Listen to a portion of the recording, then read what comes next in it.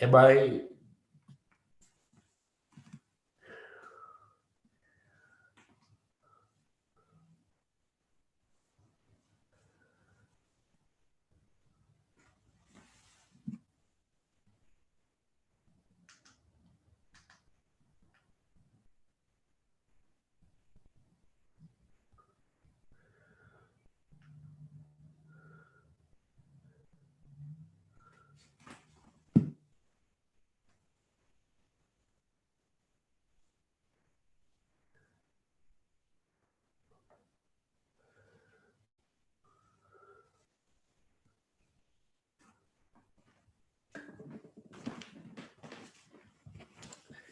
Hello everyone, namaste.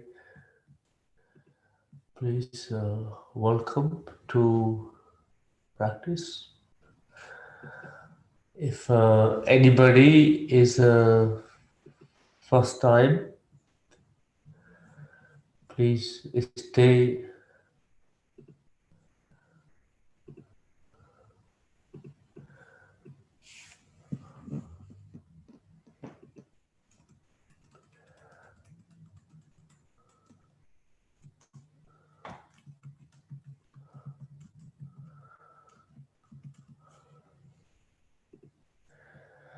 Can you actually hear me, everybody?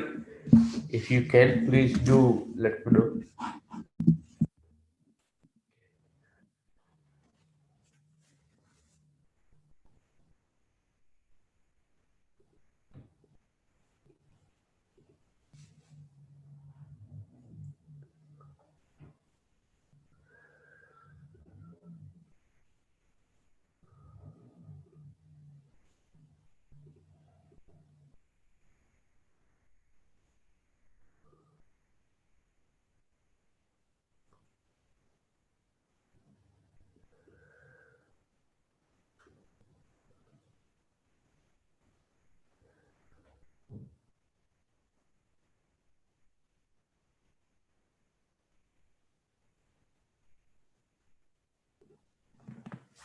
Hello, everyone. There is anybody have any question in the group? If yes, please do ask. If not, we move to the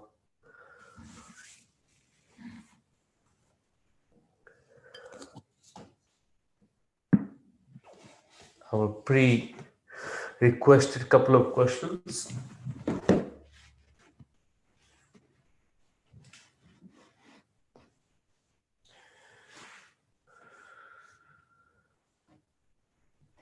Hello, how is everybody feeling in the Sangha?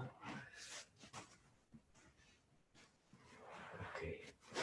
Hello, everybody on YouTube. If you have any question, please also do not hesitate to ask. You can drop in the comment or ask directly as a message if you're on Zoom. There's a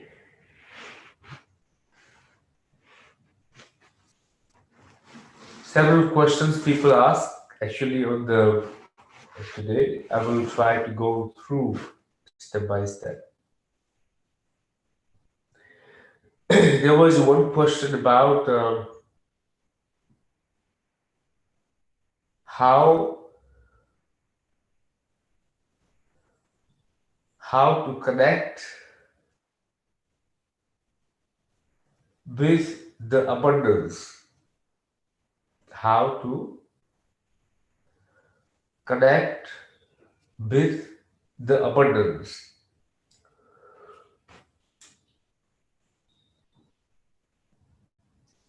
Easiest is important part if you want to access the abundance in your life.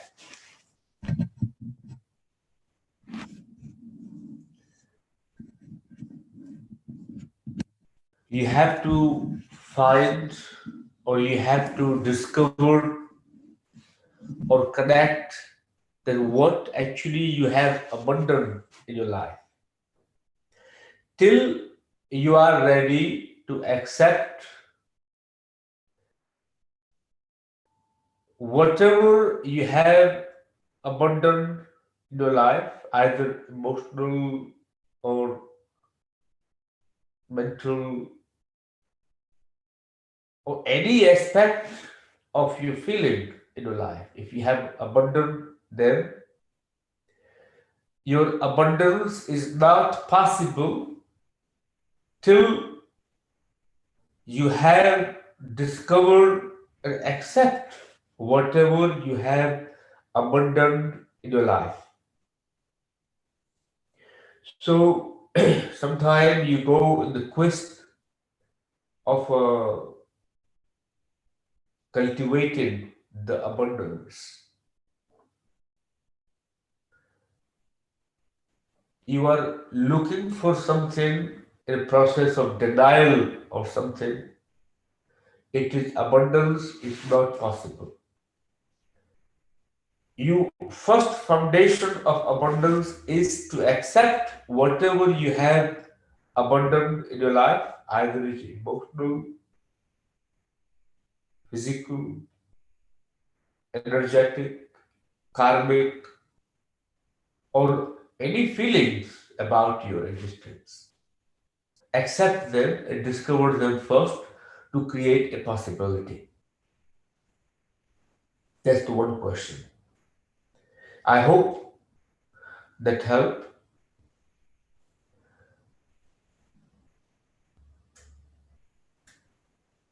There was somebody asked the question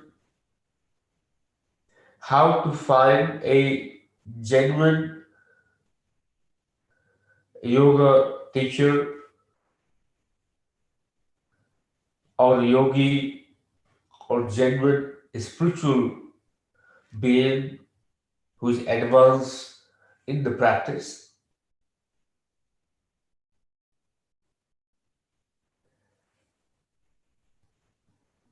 And there were several other questions about the same person asked. There was one more question about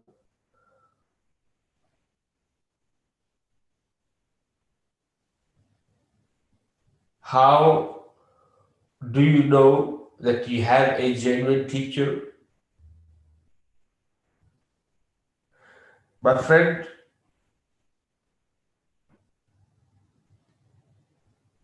genuine teacher depend on how genuine you are. If you are shopping and looking for a teacher to teach you or feed you the information or make you to be who you want to be or satisfy your need, who you want to be. As a student, if it is not in your capability or in your capacity, you are learning about a topic or a some subject. If you are already master, you do not need a teacher. But if you're looking for a teacher, you're already assuming that teacher who you find in, it is not a good enough or not genuine enough. How do you know? How do you know? Because you don't know that topic or the subject. First of all, your approach is wrong. I have, for example, I don't know how to drive a car. And I'm looking for the best driver instructor who can teach me. A genuine teacher. They are plenty. Till I go walk on that path, either I'm fully expert how to drive a car to find a fault in a person, or I walk on the path and try to continue my journey and move on. First of all, not to judge what teacher is given. Genuinity depends on a student. You should not take everything what teacher teaches you. Only take lots of things may be very genuine, but you are not able to process them at that time. That will look like completely not genuine to you. So within your capacity, what you are able to process, you take it.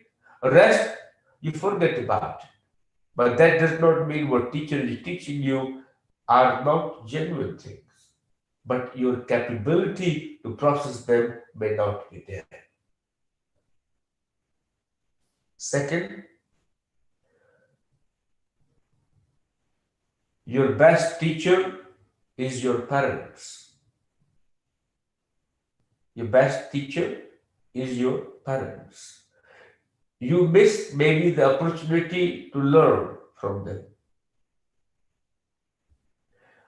Or you have learned lots of bad habits from your parents of their mental limitation. If your parents are very negative, very limiting in their belief, you have also borrowed that. So they are your first teacher. How we have learned from them, that is important foundation.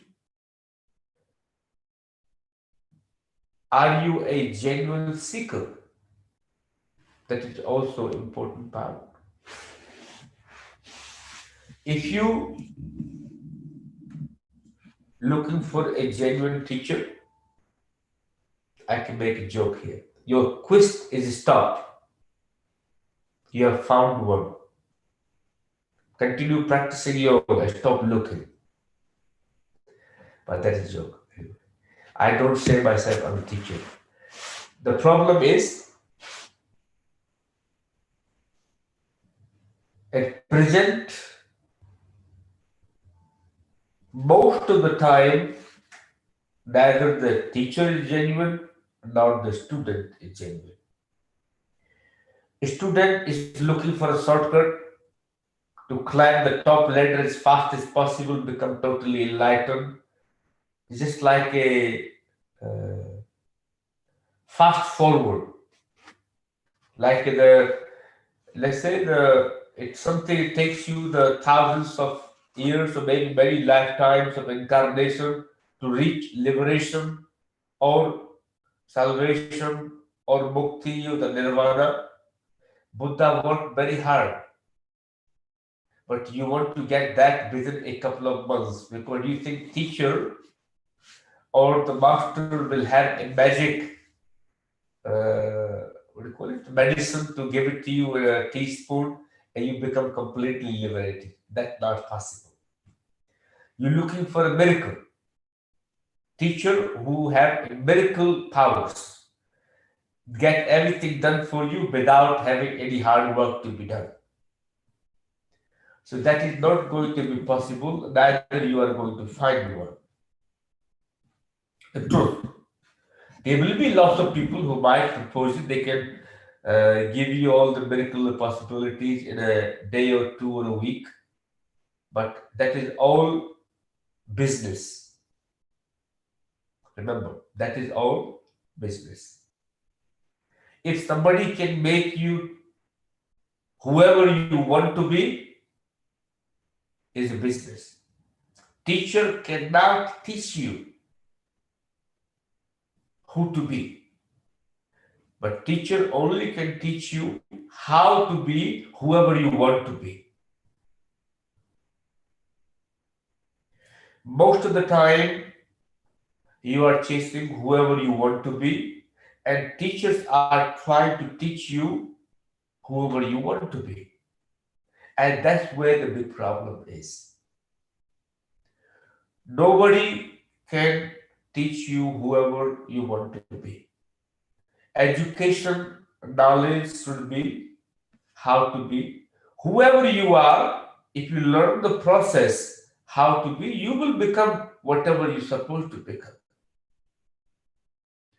So if your approach is prefixed, pre-calculated, and you do not become whoever you want to be, let's say you want to become a very successful very powerful, miraculous meditation teacher or yoga teacher or pranayama teacher or a good athlete or a business person. Your teacher is teaching you how to be whatever it is, but you never became one. Because try to put everything into, because that is not your capability. But that does not mean teacher is faulty. Your capability is not there.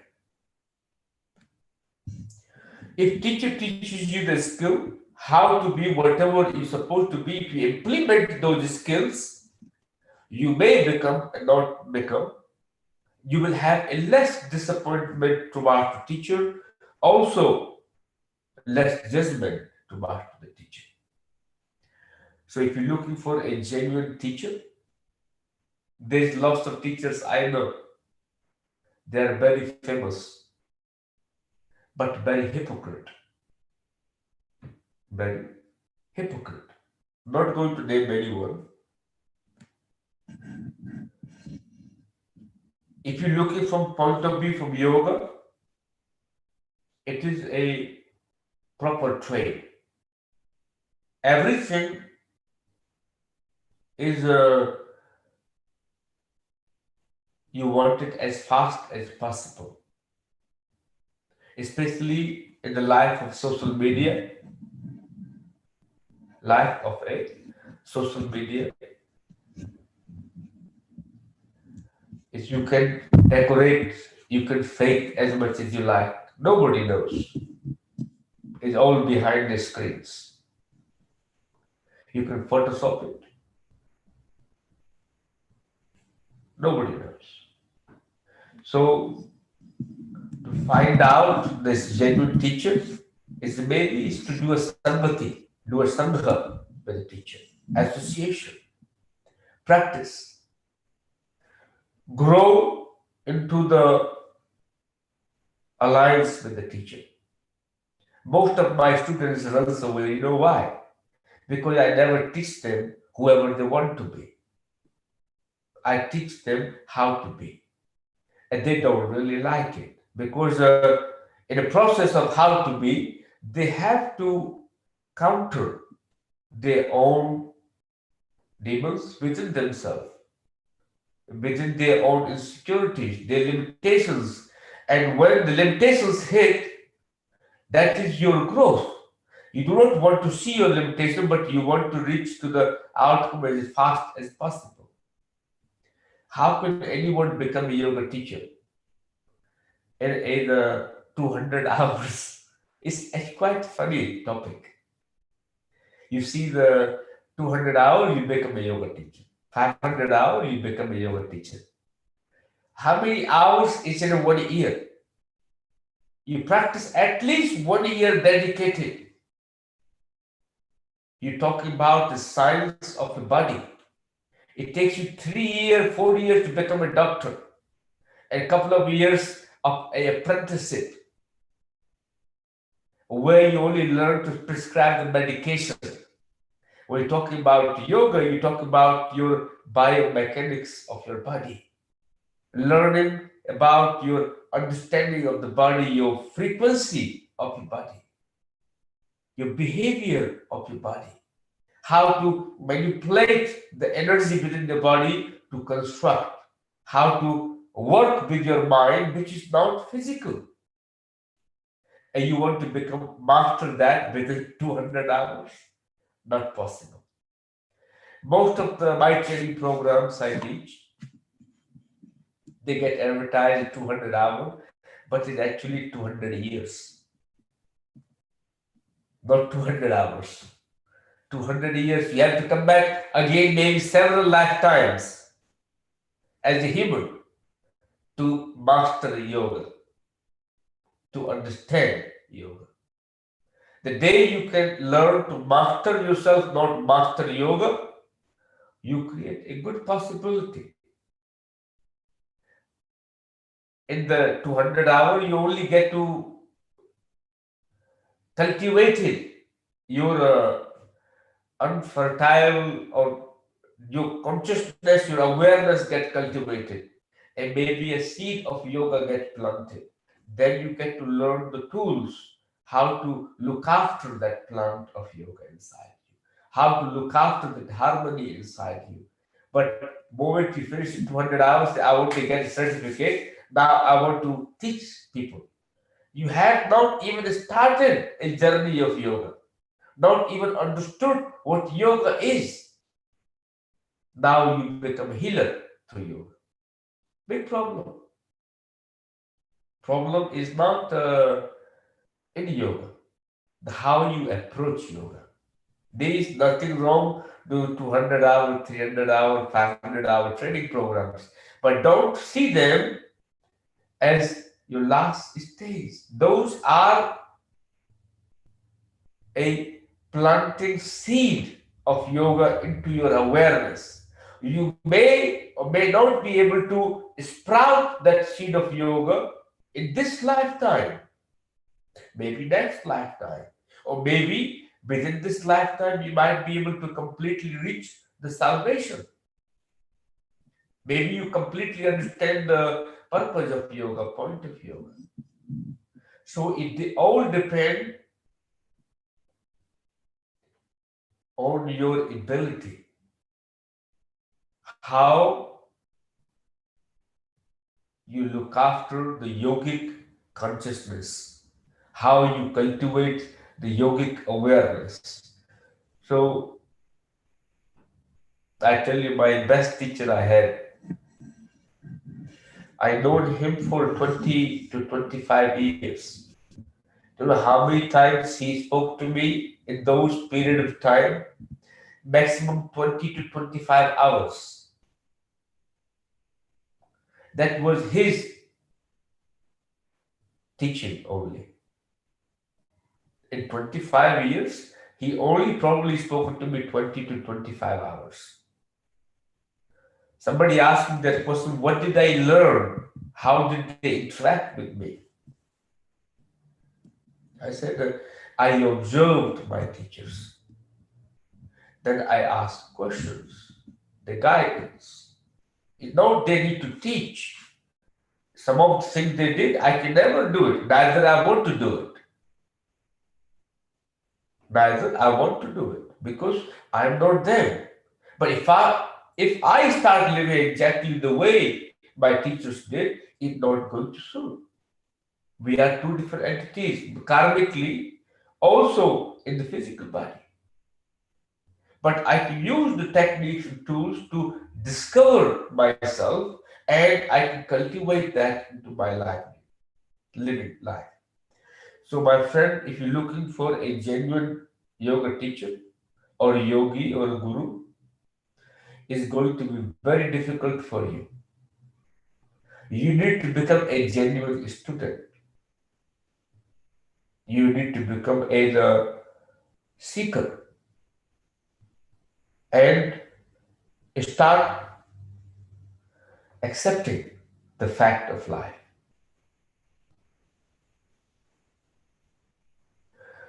Next question is,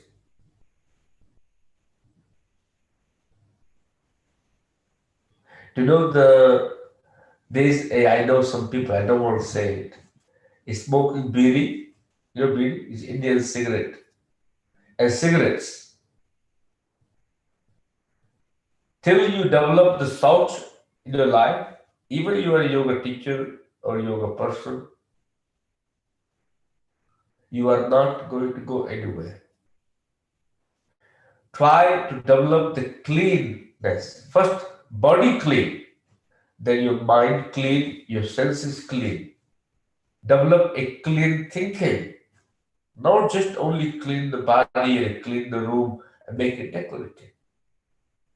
Develop a clean thinking to make the clean mind, clean body, clean senses. And you can progress on the path of yoga. So, there is a next question. What is my all-time favorite book on personal growth for personal growth and spiritual growth. Life. Life is the best book, and my mind. How my mind will react, how my mind will like to react to the whatever my senses comes in contact with, and I watch it. I read my mind. That is also a good book. Bhagavad-Gita, Gita, Satyat Prakash. There's several other books that you can find in the bookshelf. But beyond that, you can study and read as many books as you like. You only create a burden of knowledge. You only will create a burden of knowledge till you are willing to implement that knowledge or start processing what your life is teaching you. Life is your circumstances, your surrounding. You are not going to grow, have any neither personal or spiritual growth. You will have idea of spiritual growth. You will have idea of a personal growth, but actually not transformed. Till your thinking is transformed, you have not grown. So start observing life, my friend. Whatever you read through the books, either in a Yoga Sutra or Bhagavad-Gita, Gita, or any spiritual book you might be reading, learn to implement what you learn from it.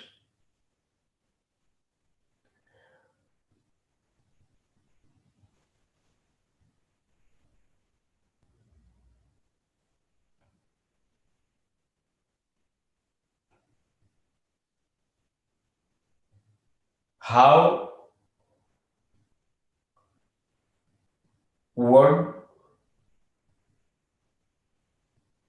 can live without a plan. How one can live without making any plan for the future, for career, business. Who says you should not make a plan? You should make a plan. You should make a plan, but make sure you are not attached to a plan. Having a plan is not the problem, but your attachment to a plan is a problem. Attachment to the outcome of the plan is a problem. Have a plan, but make sure you are prepared to accept whatever the outcome of that plan it might be. So, if even to the yoga, what is yoga teaching you to navigate your life? Navigation itself a plan. Discipline itself a plan. Getting up 4 o'clock in Brahma Muhurt is also a plan because you're thinking one day before that you're going to get up at 4 o'clock. You are not living primitive. You are not living whenever you wake up, you practice. If you live in that life as either unaware, you have no plan. As long as you are aware that what you are doing, you already have a plan. Your only cause that might be that you are to attach to the outcome of the plan. You drop the outcome of the plan, rest is going to be absolutely okay. There was a one more question somebody asked. There was a quite simple questions, but they were very important for the life.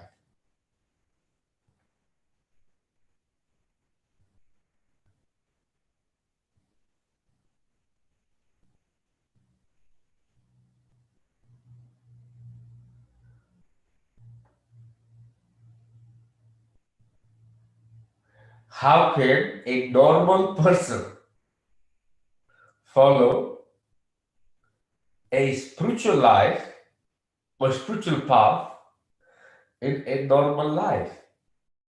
What is actually normal about life? I have not found anything normal about life so far. Either it's material or spiritual. There is absolutely nothing normal about life. As long as you are trying to make things normal, you are going to suffer mentally or energetically. Accept the life as it is. Either is abnormal or normal, however you define it. There is nothing normal about you or life. You're absolutely abnormal. And your problem is you try to make abnormal into a normal. Your life is life. It had up and down, high and lows. It's just like water. It goes everywhere. You want to construct it, tell the water to behave. You are an energy being. So accept as you are. Don't try to be normal. Don't make your life normal. It will be very boring. It will be boring to the point you will find it very unpleasant. You will start doing things to make it again abnormal. Ask people whose life is very normal.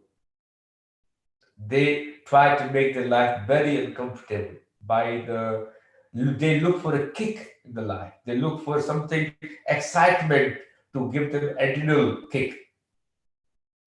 So, my friend, neither the spiritual path is normal. Path is a path. Either it is spiritual or material. Neither yourself is spiritual or material. Normal, abnormal. The more definitions you put to everything that you are doing in your life, you are basically creating a parallel opposite factor to it, which you are going to go deny or resist. So what you need to do, embrace. Embrace the life as it is. You bring the spirituality to you, bring the material to you. Whoever you are material as well as spiritual same time. It is not the life is spiritual or material, or the path is spiritual or material, is your awareness. How do you judge? How do you process whatever your senses comes in contact with? If you become completely neutral, avadhuta, completely neutral, you should develop a vairagya or the dispassion even into the spirituality. You have not reached Advaita yet. You have not reached non-duality. If your vairagya, your dispassion is only towards material things, you have not reached the equanimity inside you. You should develop the dispassion towards the spirituality as well as the material concept. Both makes no difference. Whoever material and spiritual, both of them yourself. Not anything different amongst. There is nothing other than yourself, material or spiritual. You choosing a one path means there is something directly, indirectly, consciously, unconsciously in back of your mind. You don't really like the material path, but at the same time you are living a material body. So why create a negativity or dislike or a little bit of uh, unpleasant emotions or awareness towards something because you are on a spiritual path? But make sure whatever action you choose, whichever path you are calling that you are walking in life, whatever path you are in, don't label it, just walk. Why do you need to label it? Just be, walk. But make sure on that path, whatever action you do it with awareness of compassion, awareness of love, awareness of self acceptance. You are consciously aware of each action that you are doing to your maximum ability. You are not attached or have any culprit mind involved in it. You're completely neutral and continue working and living. That will be the main path of life. Middle. Keep going. So that is one part you can choose. So how to bring, how can one normal person, I haven't found one, please tell me who is normal person. How can a normal person follow a spiritual path in a normal life? Not possible. It is not possible. You have to be absolutely abnormal.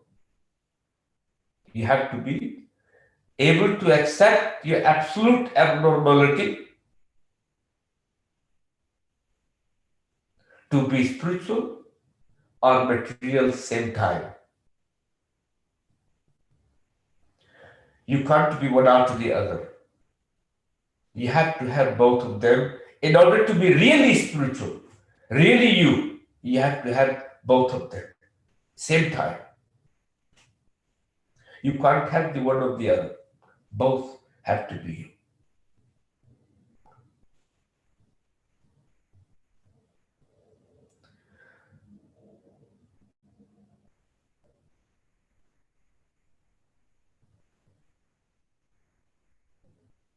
Your problem is we don't really celebrate life. We just exist. In your very existence, you are looking for something, either to be spiritual or to be material. You need to drop that. Learn to celebrate life. Every moment you should live, you live with a joy. Live with a joy. Find a good transition. While you are in this body, see it as a transition of a transformation. But you hold on to it. I'm in a human body, I want to reach enlightenment. Maybe not. What makes you think you are not already enlightened? In the day you learn to celebrate the joy of being in yourself, you will find how spiritual you are. Till then, you will be constantly looking and chasing something. Align your consciousness, your awareness to the higher taste, of your existence.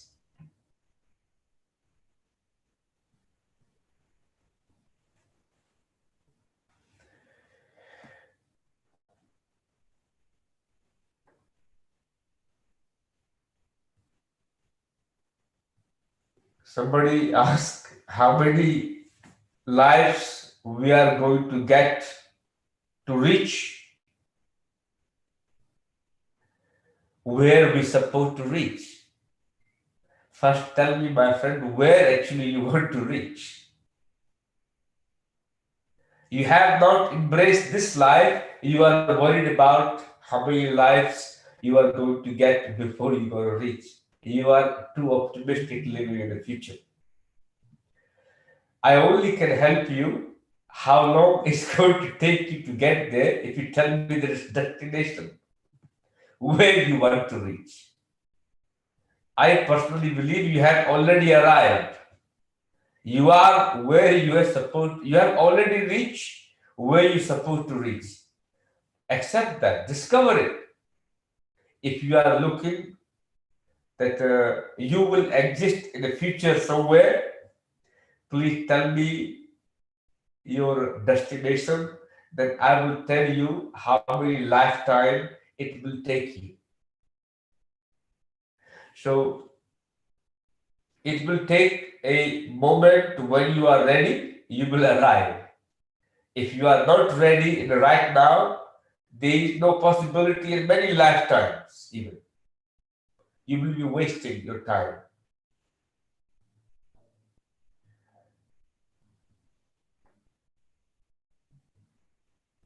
Okay, there is somebody ask a question on a Zoom. Please, can you ask yourself? Let me read.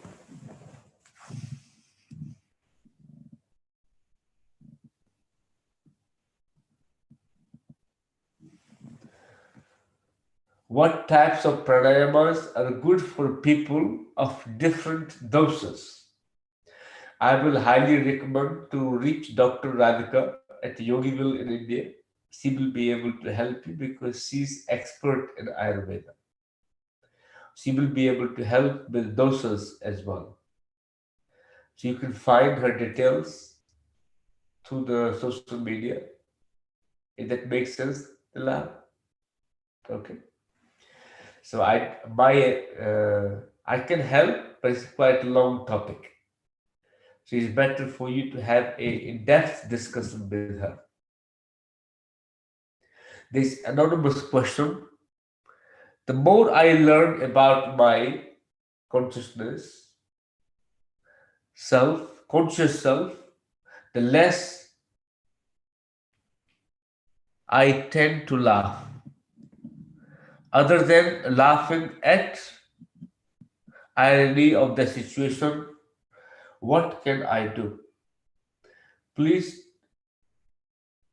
to find my humor in life again.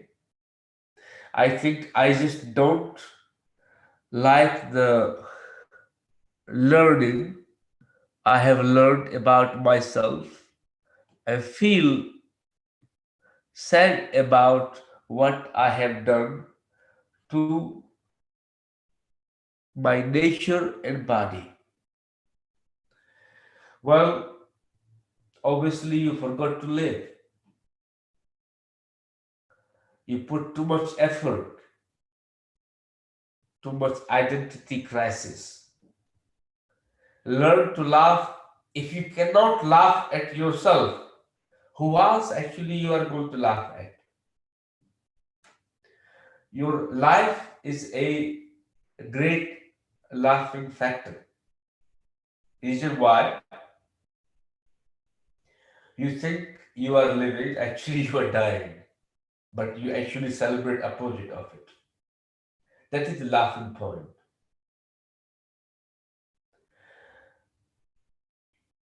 But you have to be positive. You can't always live in negativity. So they come up with the idea of positivity. So everything around mind is done in such a way you can't appear to be uninterested.